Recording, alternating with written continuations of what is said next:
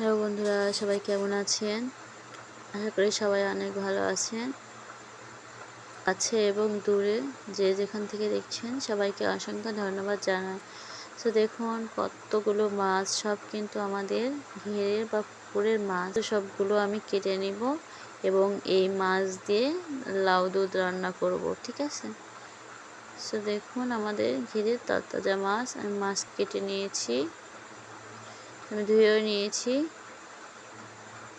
দেখুন, তারপর মাছ ভেজে নিচ্ছি, ঠিক আছে? সো ভেজে নিয়ে তারপর আমি লাউ দিয়ে রান্না করব। একদম টাটকা টাটকা মাছ, কোনো ভেজাল নেই এতে। নিজেদের ঘেরে মাছ খেতে কিন্তু অন্যরকম একটা স্বাদ পাওয়া যায়, ওতে কিন্তু কোনো ভেজাল মেশানো থাকে না।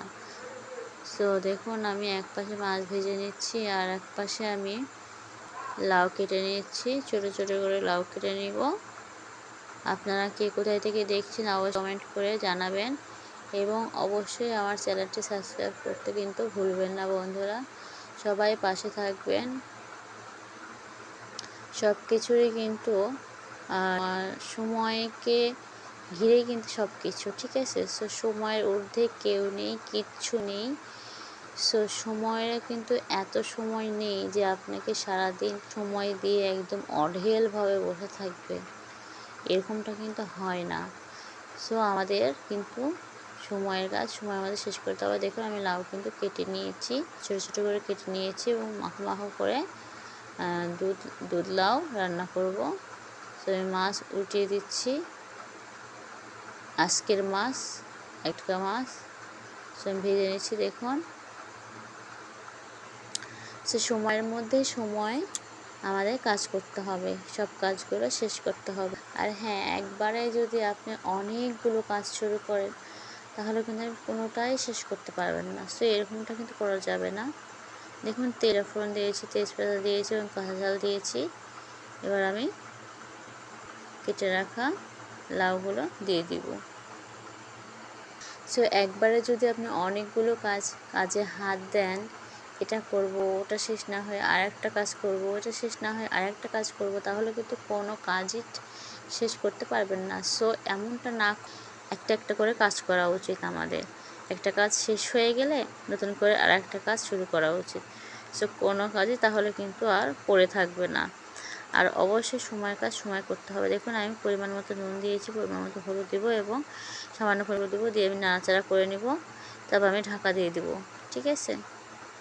সো নিজেদের ঘেরের মাছ দিয়ে দুধ লাউ রান্না করছি, আপনারাও কিন্তু রান্না করতে পারেন ঠিক এইভাবে করে। করার কিচ্ছু নেই, যেটা পরিবারের জন্য করি সেটাই তুলে ধরার চেষ্টা করি ভালোবেসে। আপনি যে কাজটা করবেন সেটার মধ্যে কিন্তু ভালোবাসা 100% থাকতে হবে। ভালোবাসা না থাকলে কিন্তু কোনো কাজই হয় না, আপনি যতই চেষ্টা করুন না কেন, ভালোবাসা থাকতেই হবে। সো ভালো কাজ করুন, পরিবারের সবাই মিলে পাশে থাকবেন। আমি কিন্তু নাড়াচাড়া করে নিচ্ছি, এতে জল দেব খুবই কম। সো দেখতে থাকুন। দুধ লাউ রান্না করছি নিজেদের ঘরে পুকুরের মাছ দিয়ে, এটা খেতে কিন্তু একদম দারুণ, একদম দারুণ। তারপর দেখুন আমি কিন্তু ভেজে রাখা মাছগুলো দিয়ে দিচ্ছি, ভেজে রাখা মাছগুলো আমি দিয়ে দিচ্ছি।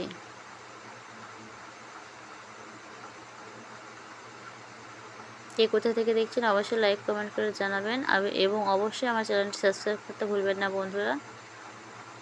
ছোট বলে কখনো অবহেলা করবেন না। সো আমি কিন্তু আগে থেকে জ্বালিয়ে রাখা দুধ দিয়ে দিলাম, দিয়ে আমি এবার ঢেকে রাখবো, আর কোনো কিছু দেব না, ঠিক আছে? এবার আমি ঢেকে রাখবো। এই দুধ লাউ খেতে কিন্তু অনেক দারুণ মজা। তো আমার কিন্তু প্রায় হয়ে গেছে, এবার আমি কিন্তু নামিয়ে নিব। দেখুন আমি নামিয়ে নিচ্ছি, দুধ লাউ দিয়ে মাছ রান্না করেছি। কেমন হয়েছে অবশ্যই কমেন্ট করে জানাবেন বন্ধুরা। আর অবশ্যই সময়ের কাজ সময়ের মধ্যে শেষ করবেন, আর একটা কাজ শেষ না হলে আর একটা কাজে কখনোই হাত দিবেন না, তাহলে কিন্তু আপনি কোনো কাজই শেষ করতে পারবেন না। সো একটা কাজ করে আর একটা কাজে হাত দেওয়া উচিত আমাদের, তাহলে সময়ও বেঁচে যাবে, সময়ের কাজ সময়ে করতে পারবেন, নিজেরও কষ্ট হবে না। ঠিক আছে? আর হ্যাঁ, যদি আপনাকে সাপোর্ট করার কেউ না থাকে তাহলে চিন্তা করবেন না, কারণ আমাদের তো অনেক বন্ধু আছে, তাই না, এই ইউটিউবে। সো সবাই পাশে থাকবো, সবাই মিলেমিশে কাজ করব, কাজ করে একে অপরকে সাপোর্ট করে আমরা এগিয়ে যাব। সো আমার দুধ লাউ রান্না কেমন হয়েছে অবশ্যই কমেন্ট করে জানাবেন। সবাই সুস্থ থাকবেন, ভালো থাকবেন, সবাইকে অসংখ্য ধন্যবাদ জানাই আমার এই ভিডিওটি দেখার জন্য। টাটা বন্ধুরা।